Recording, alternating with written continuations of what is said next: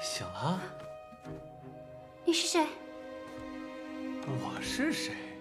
七姑娘竟然还不知道？这定情信物都送我了，你说我想干嘛呀？我当然是要……哎，七姑娘，你要去哪儿啊？七姑娘，七姑娘，七姑娘，嘿，你要去哪儿啊？七姑娘，七姑娘，嘿，七姑娘，七姑娘，七姑娘。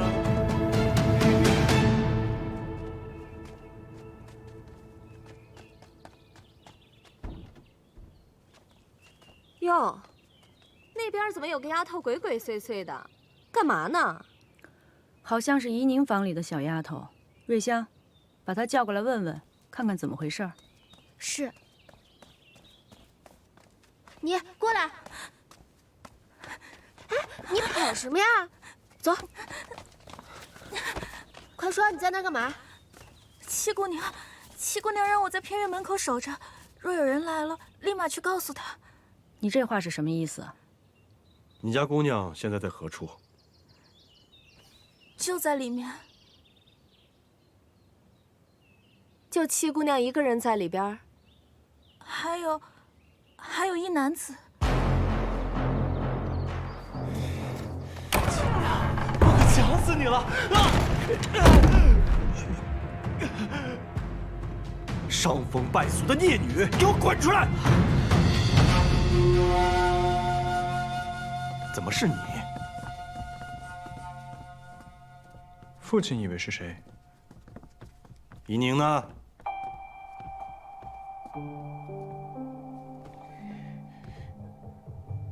父亲，我在这儿。您找我？怡宁啊，你没事吧？祖母，母亲，我没事。就是这个人把我敲晕，还将我胁迫至此，还好3个及时赶到，才救了我。七姑娘，你胡说什么呢？不是你约我在此相见的吗？这不是你让小丫头带来约我见面的信吗？的确是七姑娘让我把信交给此人的。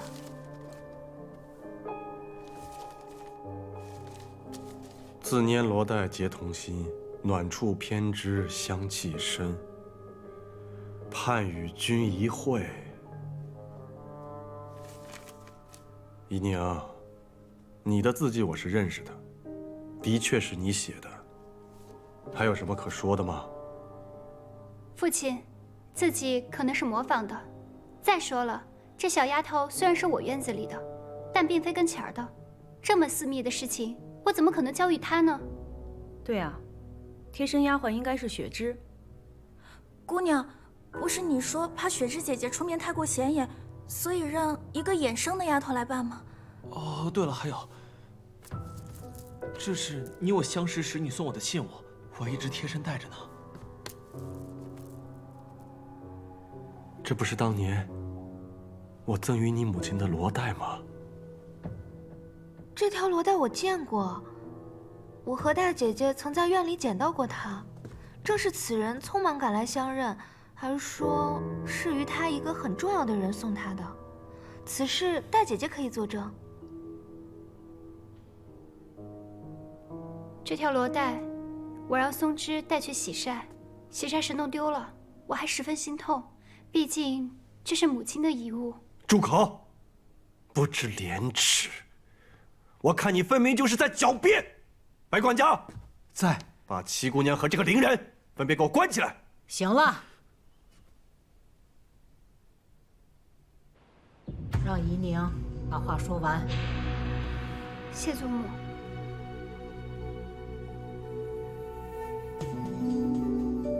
我何时赠予你这罗带？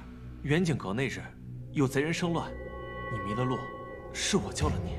你是如何救我的？那日天气极好，你穿着一件淡黄色的被子，格外的好看。你感激我相救之情，咱俩一见倾心。你赠了我罗带，许下白首盟约，就让我来罗府寻你啊。那日是我救了七姑娘，何时见过你啊？淡黄色的被子。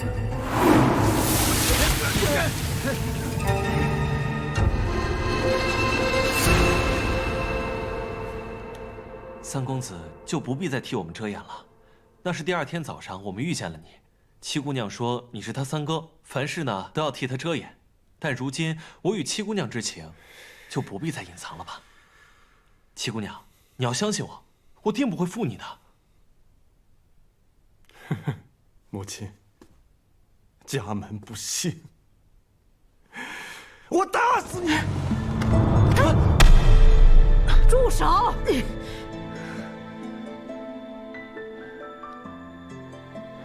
能动动脑子吗？此事疑点甚多，还没问清楚呢，你就动手。母亲，如今人证物证俱在，如果再问下去的话，就是丢咱们罗家的脸。你说你在远景阁何处救的他？当日那么乱，你又是如何脱身的？那日太暗了，这具体在何处，我也记不大清了。太暗，你刚才不是还说天气极好吗？还有，你刚才说你救了我，可是，在当日北面桃林遇难，南面桥洞下躲雨的事情，你却一件都说不出来。对，我就是在桃林救的你，然后带着你一路跑到南面桥洞下。那时你衣衫还淋湿了，是我生火烤干了你的衣裳。你见我有君子之风，于是要托付终生，这才送了我罗带嘛。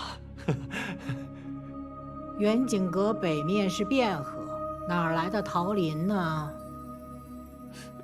南面才是桃林，可没有桥洞，而且那日哪来的雨？你这个戏子，真是阎罗王出告示，鬼话连篇。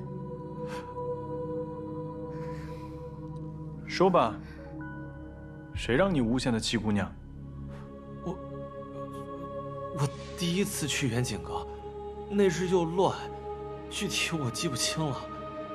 但这罗带，确实是七姑娘赠我的。父亲，这罗带与您送我母亲的不是同一条，您仔细看看。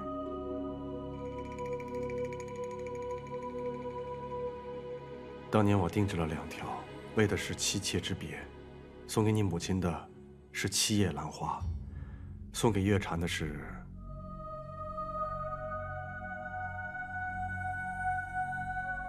6叶兰花。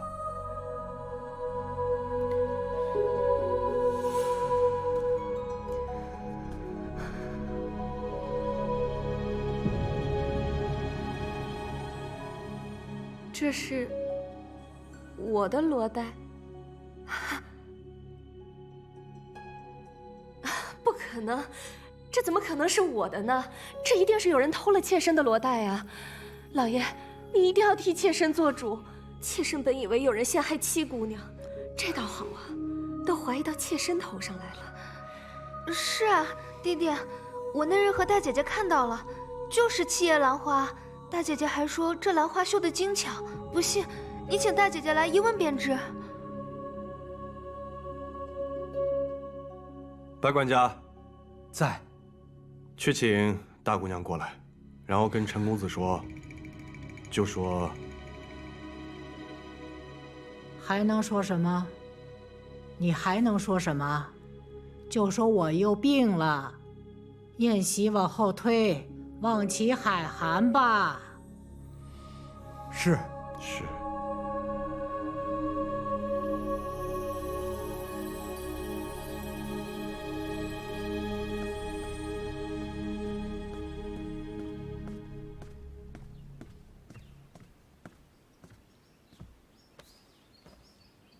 大内司，老夫人病了，宴席往后推一推。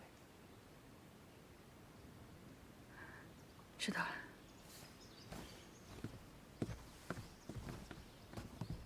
程公子，老夫人突然病倒了，这宴席恐怕要改日了，真是对不住。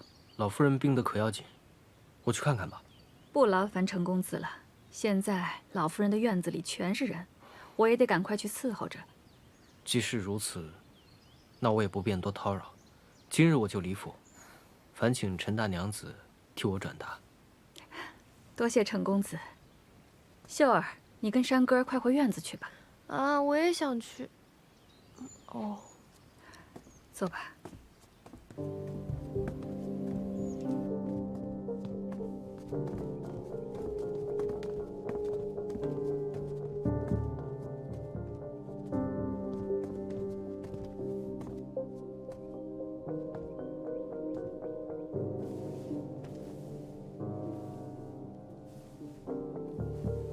母亲，叫我们过来是有何事啊？我有些话要问一玉。大姐姐，你可还记得前几日我们在院里散步的时候，曾捡到过一条罗带，随后便还给了那莲青？记得。当时我们还讨论过上面绣的兰花，大姐姐应记得，是一朵7叶兰花。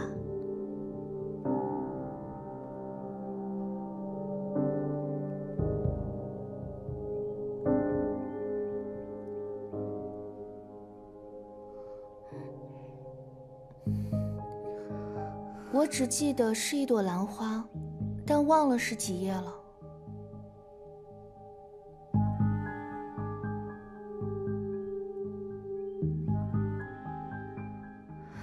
官人，妾身真的是冤枉的，我真的不认识这伶人。这怎么可能的？那信上的诗呢？的确是七妹妹的字迹，这又如何解释？行了，都先各自回自己的院子，没有我的允许，不许出来。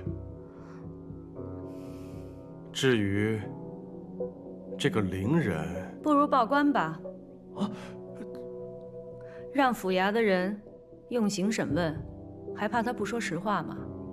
还嫌不够丢人吗？报什么官？那官人这意思，不审了。这怎么行呢？必须还我们怡宁一个清白。大娘子此话差矣，此事未有定论，妾身也是清白的。再容我想想。白管家在，先把这个伶人关进柴房。是。爹爹，那我先扶小娘回房了。站住！若是父亲觉得理不清头绪，便听女儿理律。千渠，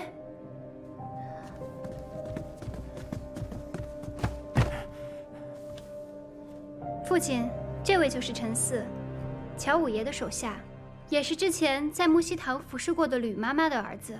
那天在远景阁，就是他持刀追我的。是乔五爷吩咐我，听小娘的差遣，去抓七姑娘的。还有我娘的事儿，也是小娘给了我娘1包银子，让我娘去套话的。其他我什么都没有干，求二爷饶我一命。你别血口喷人哈！你还有什么证据吗？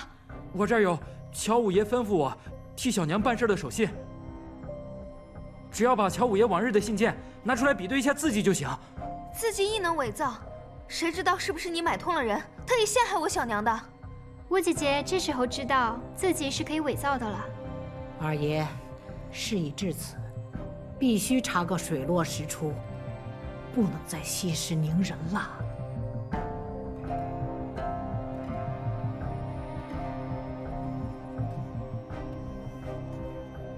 但凭母亲吩咐。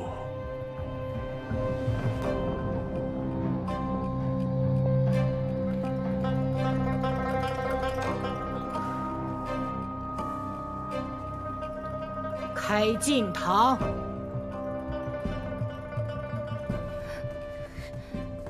母亲，那我也先带怡玉回去了。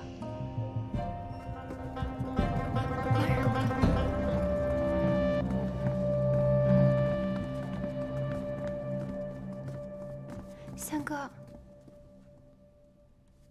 多谢。七姑娘，七姑娘，啊啊啊啊！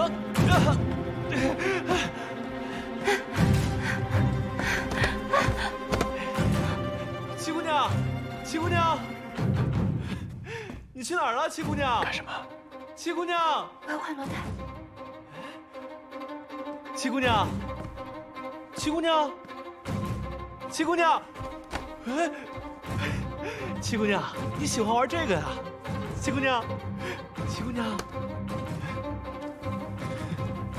七姑娘，七姑娘，摸到你的手了，七姑娘。哦。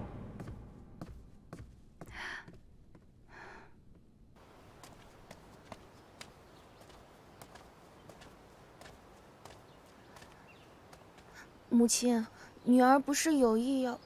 玉儿，这件事情你做得很好。二房那些鸡飞狗跳的事，我们大房尽量不去掺和。你不愧是我最乖巧懂事的孩子，果然没有让我失望。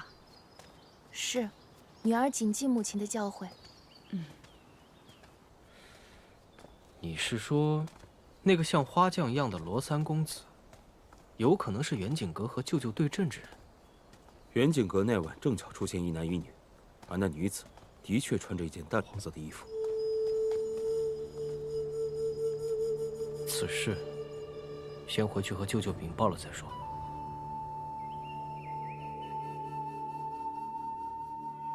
乔月禅，这么多年来，我念你为我们罗家育有一儿一女，所以我就缺少对你的管束了。但我万万没有想到，你竟然行下如此恶举，蓄意谋害婆母，袁景阁劫杀嫡女，如今你还想毁其清誉，你可知罪？老夫人，陈四说，是乔五爷吩咐他做这个做那个，那也只是一面之词啊。乔五爷本人并不在此，陈四敢跟他当面对质吗？父亲，小娘服侍您多年，一心为您，她不会做这样的事的。爹爹，我小娘每天只关心您是不是冷了，是不是饿了，她心里只有您啊。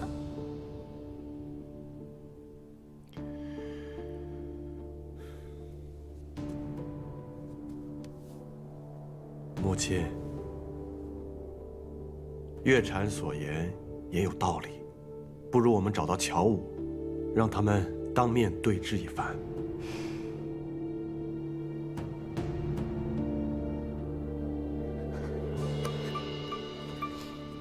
月禅，你……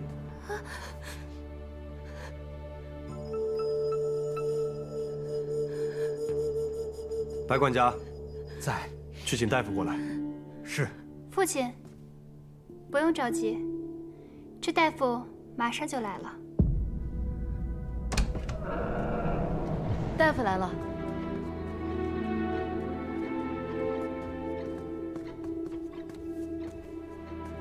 陈大夫，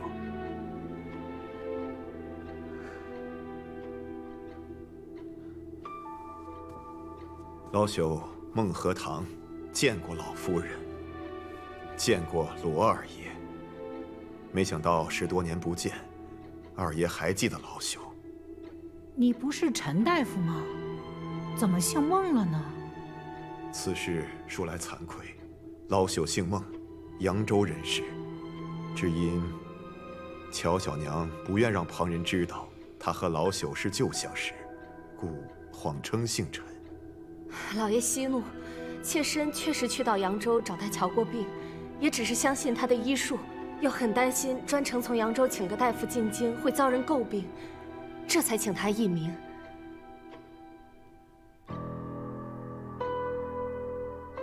老朽几次进京，曾先后为乔小娘保下了2胎，但有一胎，奈何乔小娘心事过重，伤及了胎儿。老朽虽尽了全力，还是功亏一篑。乔小娘为了不让老朽说出此事，亲自买了宅子，赠予老朽，老朽一时迷了心窍，便照他吩咐所说，华胎是七姑娘所做，老朽对不住七姑娘。乔月禅呐，乔月禅，你自己保不住你的孩子，居然嫁祸于人，嫁祸于一个小姑娘，居心何其毒也！可怜的怡宁，因为此事被赶去了别院，一去就去了10多年，这些都是拜你所赐。你这是诬陷，你就是诬陷！你说我送你宅子，你有何证据？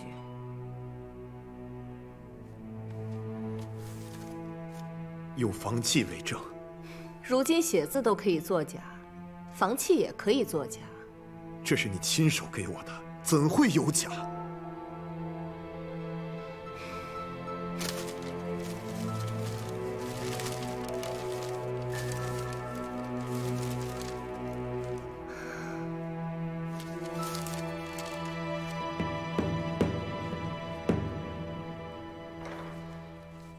房契上写的是庚子年的4月初5，那日莲儿生了场大病，我去寺庙如素祈福，官人担心我腹中的孩子，亲自陪我去的寺庙。我记起来了，那天是立夏，正好是4月初5。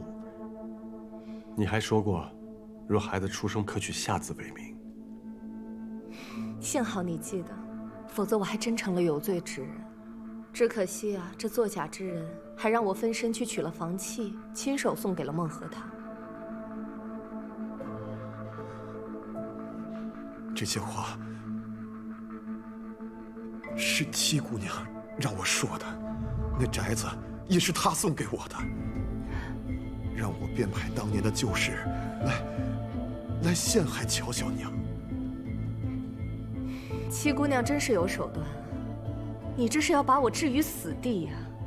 枉我当初对你视如己出，比对莲儿都好，你为什么要陷害我？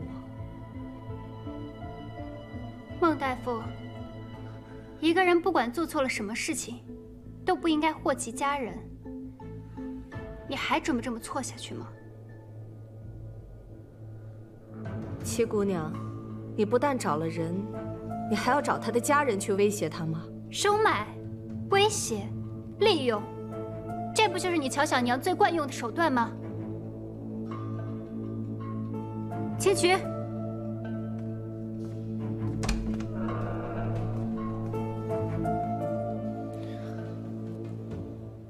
公子，你的伤口渗血了，这样下去让人发现可不得了。张家兄弟把救的人交给青渠了吗？连同乔五爷一起交给金渠了。公子，七姑娘能解决的，要不你先回去吧。他能解决，他解决的方式就是险些把自己给毁掉。公子，你先别生气，小心血流的更多。没事。哎，公子，你没事吧？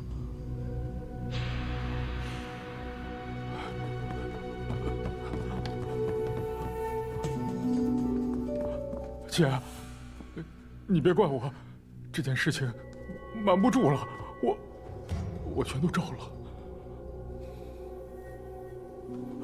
二爷，老夫人，我知道错了，饶了我吧，饶了我吧，我错了。老夫人，此人是乔五爷，受了乔小娘的指使抓了孟大夫，后来孟大夫被我接走了，他便抓了孟大夫在老家的妻女。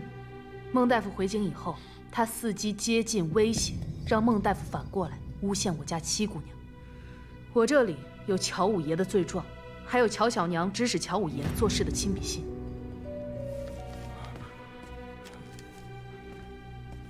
还有她，是乔小娘院子里的李妈妈。当年乔小娘栽赃嫁祸之事，她亦可以作证。李妈妈，你不是告病回乡了吗？大娘子，因为老奴知道乔小娘当年对七姑娘还有顾大娘子所做的恶事，她怕老奴离开她的院子之后说漏嘴，于是威逼着老奴离开，又在半路想加害于老奴。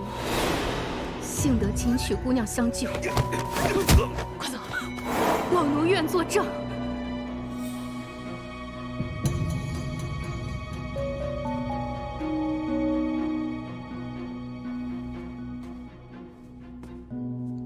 孟大夫，事已至此，你还不想说实话吗？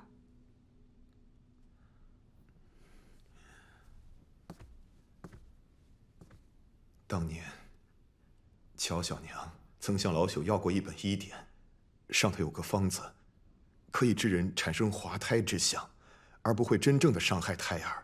老朽也是后来在药渣当中知晓此事的。可当时顾大娘子已然离府，老朽也不便再多言。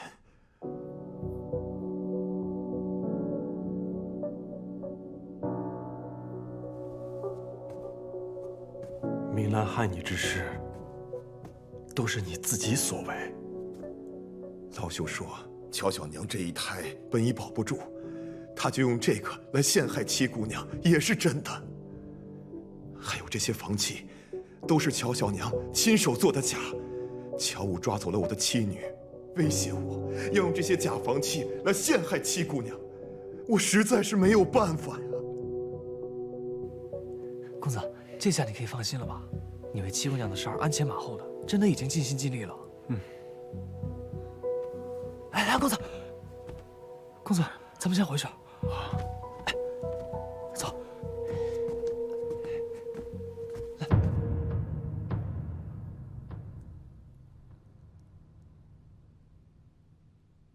罗姨娘，当你进府第一天，这一幕就是你盼着的。你如愿以偿了。乔小娘，这句话应该是我问你吧？自打我回府以来，你就一直算计，却没想到搬起石头砸了自己的脚。我哪算得过你？仗着罗家嫡女的身份，作威作福，那也比不上小娘心思歹毒。先是害了我母亲，如今又想害我。今天的这一切，都是因为你咎由自取。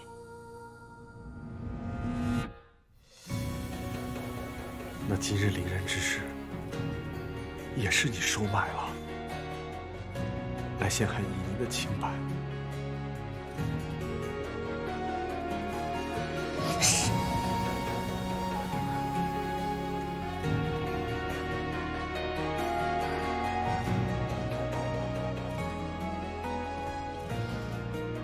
月禅，自从你我初相识起，你便善解人意，知书达理。我视你为知音呐，可你为何变得如此的恶毒？为何这么多年，我给足你银两体面，我从来就没有亏待过你。为何不说话？你说话呀！你说话呀！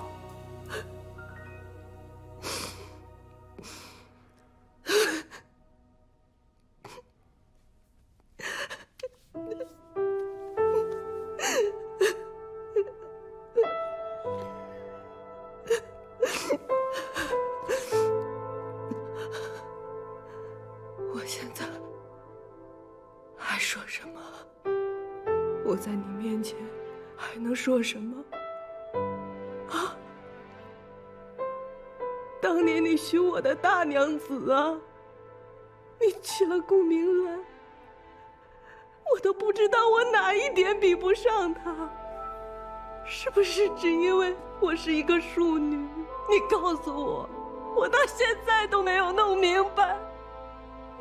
与我在一起，你就是为了大娘子的名分吗？我一日做了妾，我就是想赶走顾明兰。可之后你又娶了林寒如，她又是一个富家之女，我又怎么比得过？我看我是有错，可是我千错万错。我为你生下了一儿一女，我心里念的想的都是你，我的一辈子都给了这两个孩子，我没有什么想法。我希望我的2个孩子能够为罗家光宗耀祖，你明白吗？我一生都很好强，我是错，我是输，我的孩子不能输。罗成章，我们的孩子不能输啊！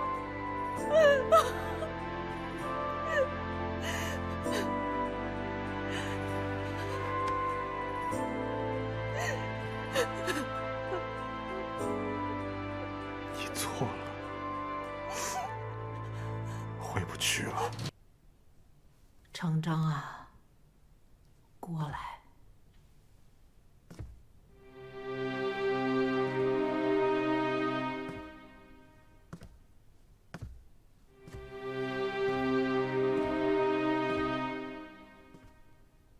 当着老祖宗的牌位，这件事应该有个了断了。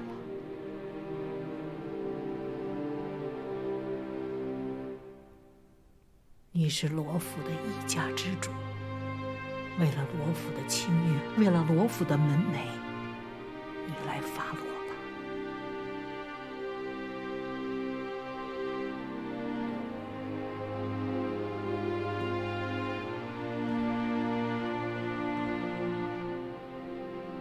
来人，把乔月禅给我拖下去，杖责50，赶去田庄。爹爹不要啊！小娘身子弱，不愿替小娘受这50杖，求父亲饶了小娘。爹爹，小娘就算有错，但罪不至死，求爹爹开恩！别去求他们，起来，莲儿乖。萱儿乖，莲儿照顾萱儿，萱儿好好读书，啊！给我拖下去！放开！我自己走。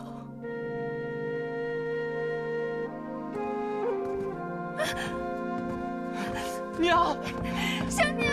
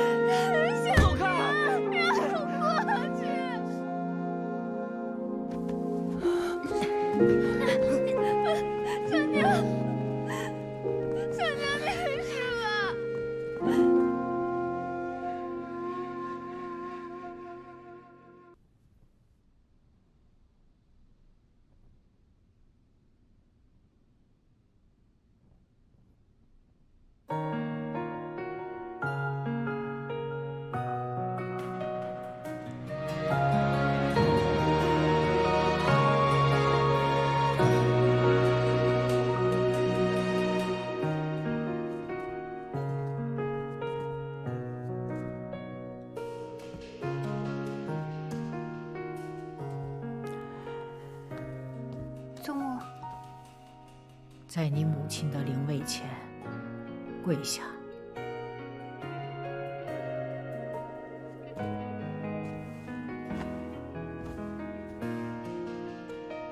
你可知错？祖母，我知道今日所行之事极为凶险，可是宜宁不觉得自己做错了。乔小娘陷害我母亲，毁其声誉，杀人诛心，我揭穿她，何错之有？既然你不知道自己错在哪里，那就一直在你母亲灵位前跪着，直到自己想明白了再来回我。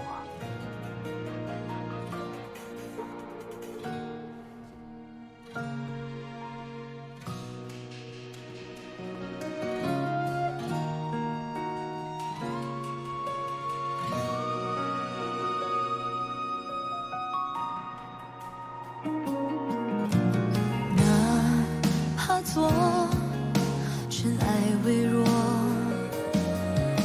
也要飞舞自己的闪烁，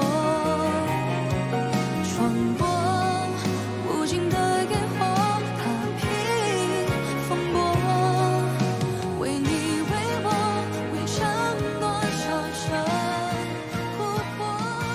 三哥，你也觉得我做的不对吗？若你出事，即使洗清了冤屈，又有何意义？你母亲泉下有知，会心安吗？你为母洗冤势在必行，可无论你多心急，都得设法保全住自己。这次是侥幸了，下次呢？人活一世，会有一个又一个的目标想要去达成。倘若你总是这般不计后果，迟早会吃大亏。感谢三哥一直以来对我的相助。你可以说我行事冒失，不计后果，但是我绝不会后悔。任何事情，无论筹划多久，都会有风险。与其瞻前顾后，不如找一个合适的时机搏一搏。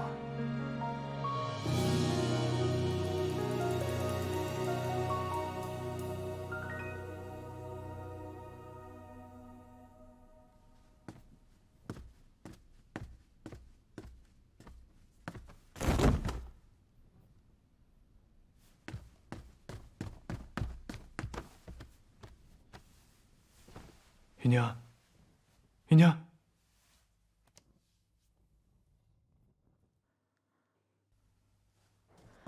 依宁她怎么了？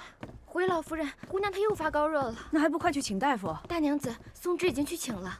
青渠呢？她不是懂医术吗？姑娘吩咐青渠安全地把孟大夫老小送出城，他还没回府。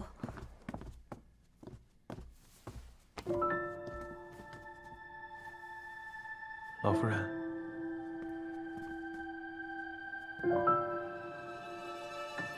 你回去吧，大夫马上就来了。啊。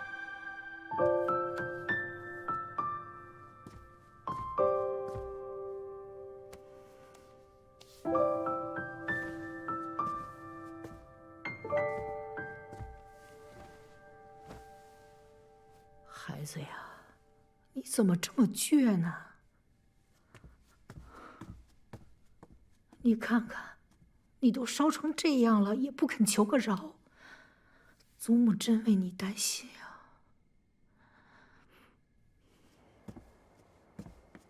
李大夫，这边。哦，好。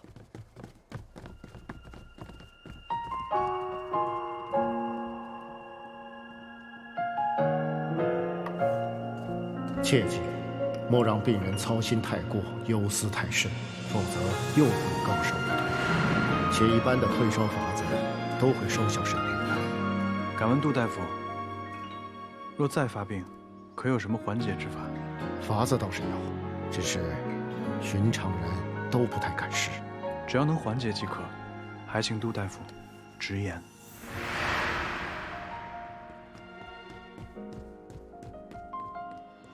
你们家姑娘怎么样了？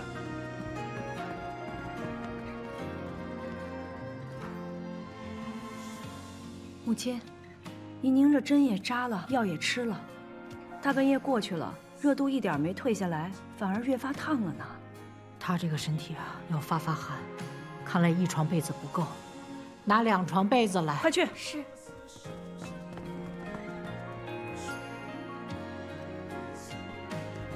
给我。不能干！让开，让开！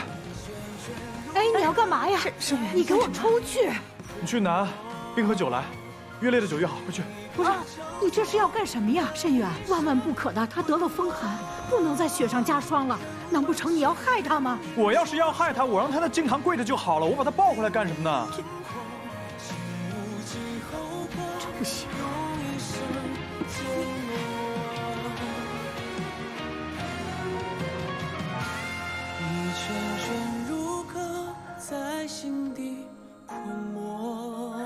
哎，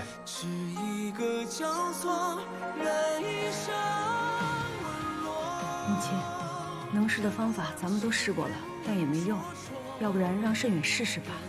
能有用吗？他简直是在胡闹。你们拿酒，擦他的四肢、前胸还有后背，只能擦这几个地方，其他的地方不可以擦，知道吗？快！不行！你这简直要害他！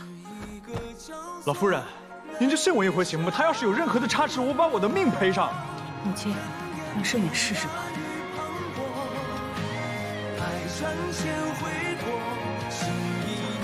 快！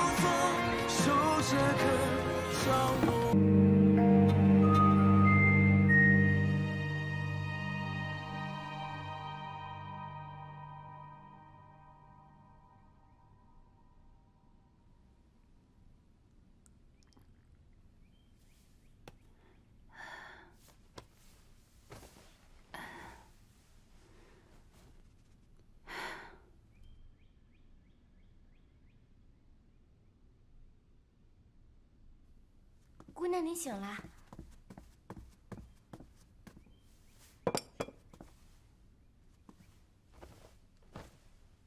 我怎么好像依稀看到了祖母、母亲，还有三哥呢？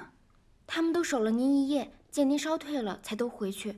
昨晚真是太惊险了。我不过是发热而已，被你说的，就好像得了什么大病一样。您虽然只是发热，但怎么吃药扎针都不见效，还是三公子用冰镇的法子帮您退烧的。三公子昨晚可被老夫人骂惨了。姑娘，老夫人的气还没消呢，说等您病养好了，接着到木樨堂领罚。我知道了，你让松枝过来拿点吃的，你给我梳妆一下，我这就过去。姑娘，你这才刚好，老夫人都说了，是等您病养好了。放心，我没事的。祖母表面上是在跟我生气，其实心里还是疼我的。越是这样，我就越要去领罚。这次气到祖母了，是我做的不好。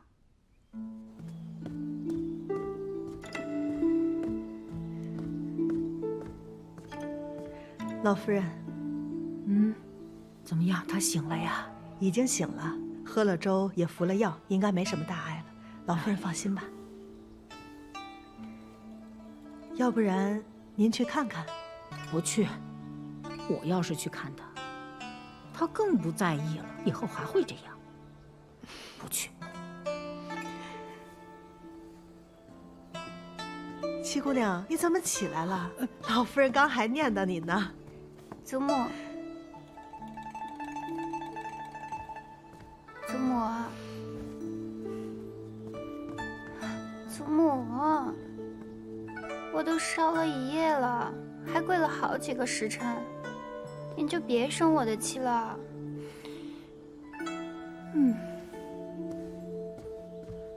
祖母，祖母，哎呀！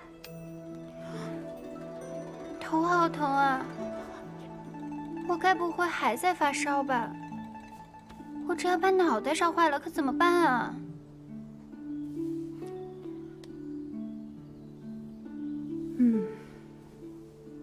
你真要是个傻的，我就不用操那么多的心了。我才不傻呢，我是祖母的开心果，怎么能傻呢？你只要不气我，你就是对我的孝顺。祖母，您的眼睛生得真好看哟！我定是随了祖母，才长得这么好。你这是在夸我呢，还是夸你自己呢？我刚才都闭着眼睛呢。就是闭着眼睛，祖母的心可比谁都亮堂呢。这心眼可通天哦！我的心眼还能通天呐！哎呀，孩子呀，你这么讨好，也哄骗不了我。你跟我说，你这病刚刚好了，怎么就下床了呢？祖母，莹莹知道错了，莹莹是过来给您赔不是的。说错在哪儿？错在不该让祖母担心。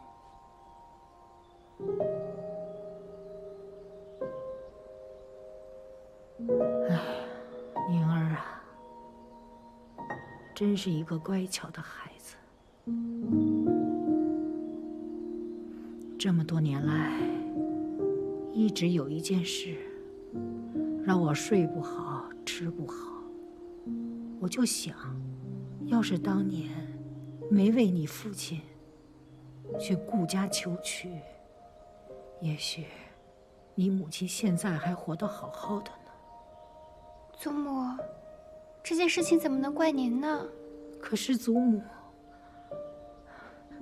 一直很愧疚。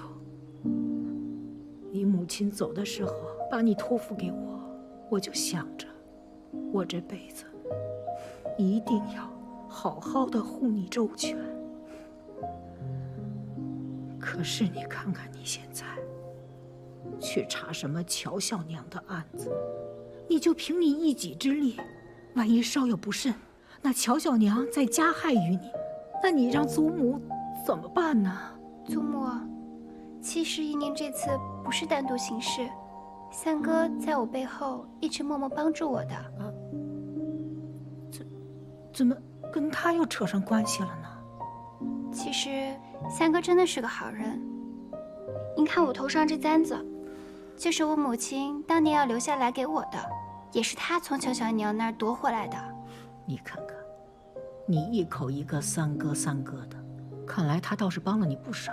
那你老实告诉我，你们兄妹之情什么时候开始那么好了？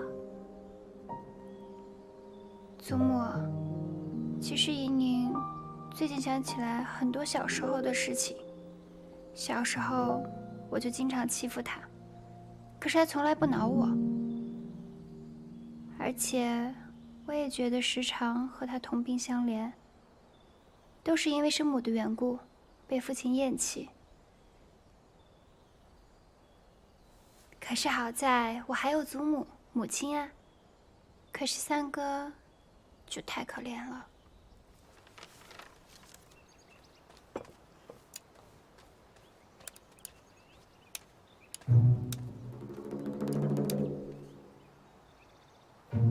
拿走吧。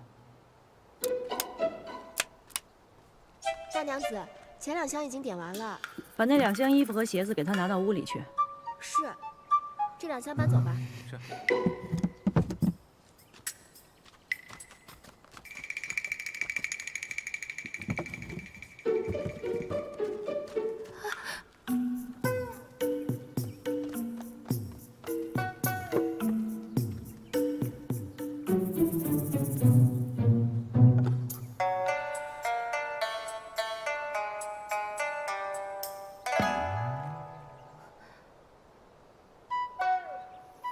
拿走。等一下，等一下，大娘子，这个镯子是我小娘进府时自己带来的，不能拿走。这镯子值多少钱，你知道吗？就凭你小娘那个出身，她进府前能有这样的好东西啊？这兴许是爹爹送给我小娘的。那好啊。那我们就去找你父亲当面对质，看看是不是他买的。你小娘这私账上清清楚楚的写着呢，她变卖了顾大娘子的陪嫁，大到屏风，小到衣服首饰，连一双鞋子都不放过，共计800贯。这只镯子是因为实在太贵重，她舍不得卖。这不可能！这些东西本该是属于怡宁的，被你小娘卖了个干干净净。现在东西找不回来了，钱也花了个七七八八。你要是想留住这箱东西，那你拿什么偿还给怡宁呢？还有，他这些年掌管罗府，留下了那么多亏空，自己倒是置办了不少家业。他哪来那么多钱呀？这是我小娘平时省吃俭用。我呸！他的月钱是有定数的，存10辈子也存不了这么多钱。他有几只手，偷了多少钱，你心里没数吗？还请大娘子手下留情，我们碧莲阁这日子总归还是要过下去的。轩哥马上就要参加秋闱考试了，总不能亏待了他吧？你碧莲阁该有的都有，桌椅、屏风、床榻、衣箱都各留了一套。府里按例发放的衣服、鞋子一个都没拿走。我是少了你吃穿，还是没给你们床睡？怎么就亏待他了？姑娘，又要装晕是吧？我告诉你，你少来这套。你要是真不服气，咱们就到大门外把事情摊开了说，让大家评评理。要不然你就别啰嗦，别怪我这个大娘子不容人。把剩下的东西通通搬走，给五姑娘腾个地儿，让她躺下。是。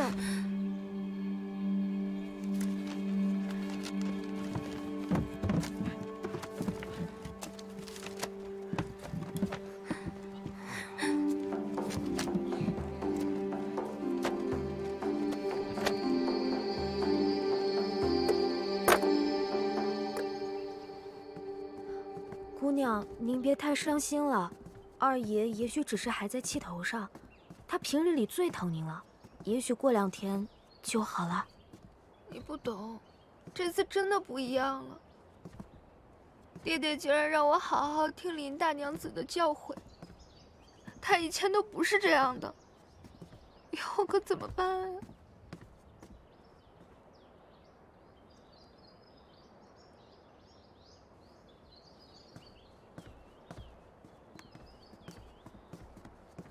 大姐姐为何一个人在此处绣花呀？五妹妹这是刚哭过，眼圈红红的。大姑娘有所不知，我家姑娘最近被欺负惨了，整日里一直在哭。英儿别说了，事已至此，我也怪不了任何人，只是今后实在是不知道该怎么办了。我劝妹妹放宽心些，少几个心眼子，也不至于落得多行不义必自毙的下场。大姐姐此话是何意啊？难道是听到什么闲言碎语了吗？小娘做的事情，我实在是不知道的呀。罗一莲，你真是把我当傻子吗？亏我一直真心待你，对你比对罗一秀还亲，你却只是把我当做对付罗一宁的工具。大姐姐明鉴，我绝对没有。让我去给程郎送诗，又骗我去捡罗带，成天在我面前说你们母女俩是如何被罗一宁母女迫害，你还敢说这些都不是你们母女处心积虑预谋好的？我不过是看你钟情于程郎，七妹妹仗着祖母疼爱与你争抢，实在看不下去了才帮你出的主意。至于那条罗带，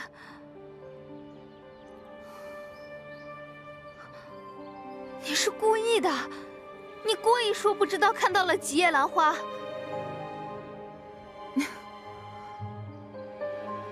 我可不像你，一心只想着害人。我的确不记得当日是几叶兰花。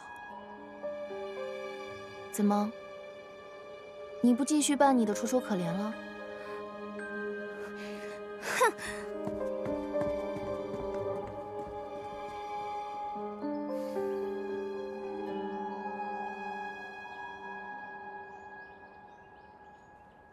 这一次真的多亏大姐姐了。你别误会，我无意掺和你们二房的事，我只不过是把自己知道的事情说出来罢了。那姐姐悄悄让人给我塞纸条，提醒我罗带的事情，又怎么解释啊？大姐姐的字我还是认得的。行了，上次你替我遮掩花苞之事，这次就当我还你人情。我们俩之间就算是扯平了，这事以后不许再提。这是自然。不过，你是怎么知道另外一条罗带的？那日走水的时候，我趁乱去了趟碧莲阁瞧了瞧。大姐姐定是觉得我心思多，吃亏吃多了，自然会多想一些。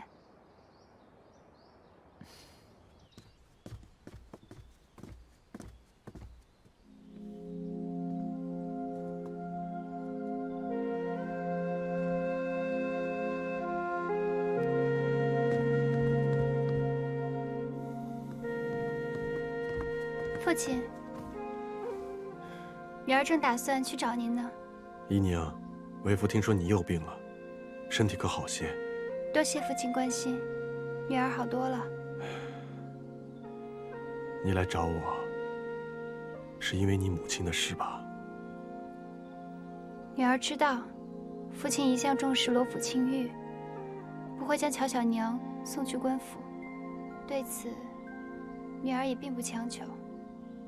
这么多年，辛苦你了，是为父错怪你了。只要父亲可以还我母亲一个公道，女儿并不觉得苦。女儿恳求父亲可以开敬堂，当众给我母亲一个解释。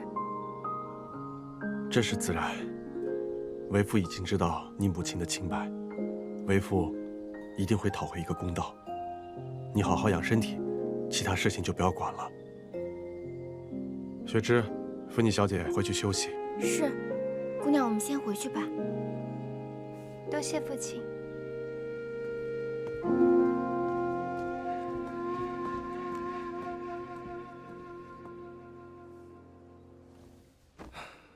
别让他着凉了。是。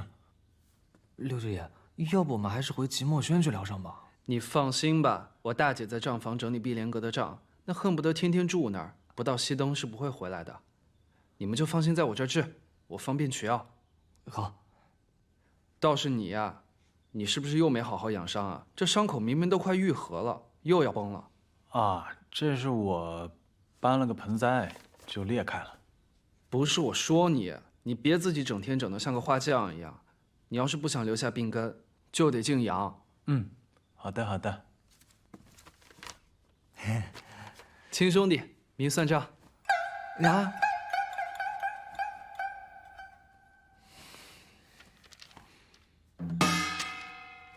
行了，有事儿呢你就让少安找我，我这人帮人帮到底，送佛送到西。好，哎，舅舅，我还真有一事相求。六舅舅，你拿来这么多汤药，我已经喝过许多了，而且今日母亲也给我送来许多汤药，我都已经要喝不完了。你又送来这么多，就不怕给我淹死？你身体初愈，还有些风寒未解，切不能大意啊。我送的这些全都是好不容易买到的上品。这汤药一看就价值不菲。哎，你不是没有钱了吗？我林茂就是再穷，那也不能苦了我亲外甥女啊！我砸锅卖铁也得买给你。以后可不许这么破费啦！快喝！我给你保证啊，这个良药不苦口，并且最重要的是，这送药人的心意。像这些苦了吧唧的药就别喝了。哎，六舅爷，这是大娘子特意命人送来的黄芪牡丹汤。不要喝太多也不好，浇浇花挺好的。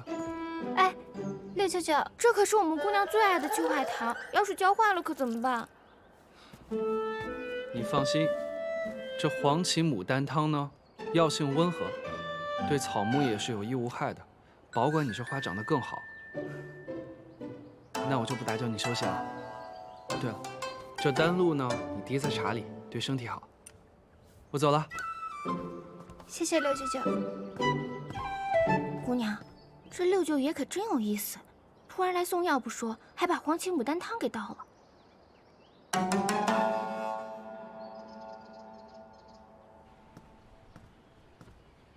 这三外甥送个药还躲躲藏藏的，这俩人该不会真闹别扭了？果然是小辈，幼稚。不过这三外甥哪儿来的药呢？李应龙留下的账本，夏勇师兄好不容易破解了，可他说这只是半本账本，怎么会只有半本呢？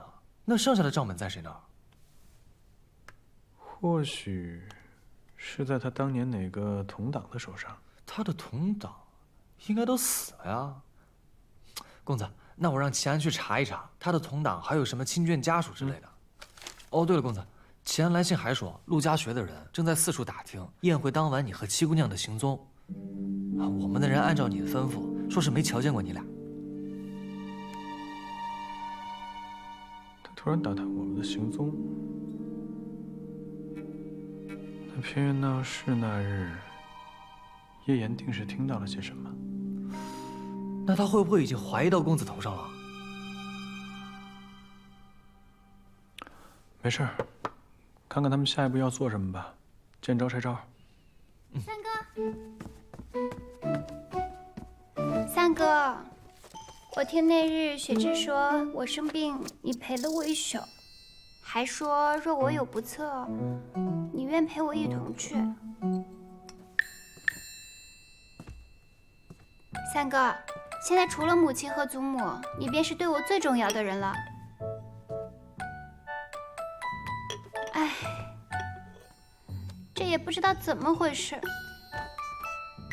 又觉得头不舒服。你说我该不会是又发热了吧？哼哼，我看你是好了。你又不是大夫，你怎么知道我好了？都能巧言令色了，定然是好了。那不是百草园的当路吗？六舅舅也给过我一份儿，你的这一份也是他给你的？对，六舅舅跟我说，可以把丹露每日往茶里面滴上几滴，可以补气。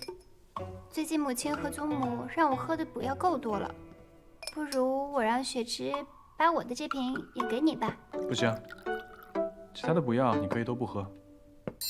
但是这个丹露，你必须每日都往茶里面滴几滴。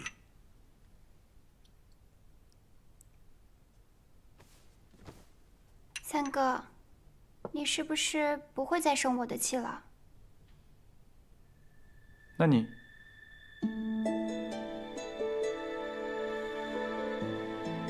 先答应我，以后不许再以身犯险了。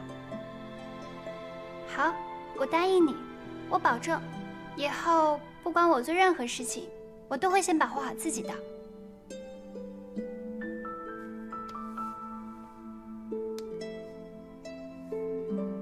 喝掉。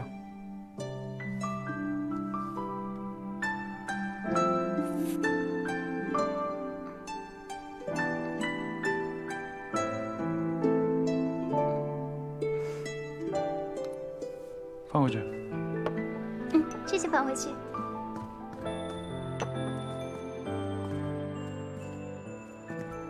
三哥，这龙涎香这么珍贵，你是哪里来的这么多银子？做点小营生，赚些薄利。什么营生？就是一些小买卖，不然我怎么度日啊？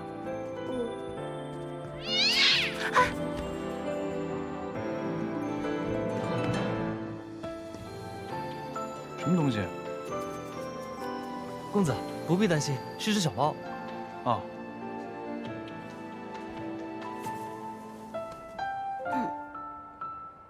没事了，走吧。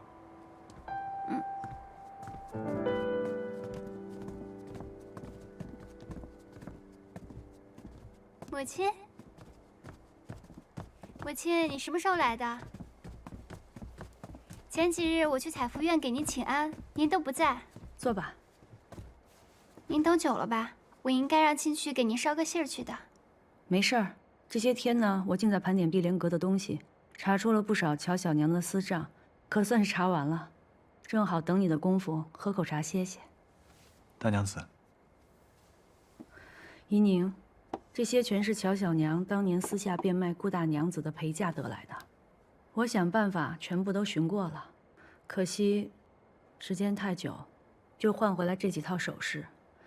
他用变卖的钱置办了些产业，我都处理了，换回这些钱，你先收着。多谢母亲，时隔多年能找回这么多东西，一定费了很多周折。傻孩子啊，我能做的也只有这些。说到底，这些物件也只是个念想。顾大娘子真正希望的是你要过得好。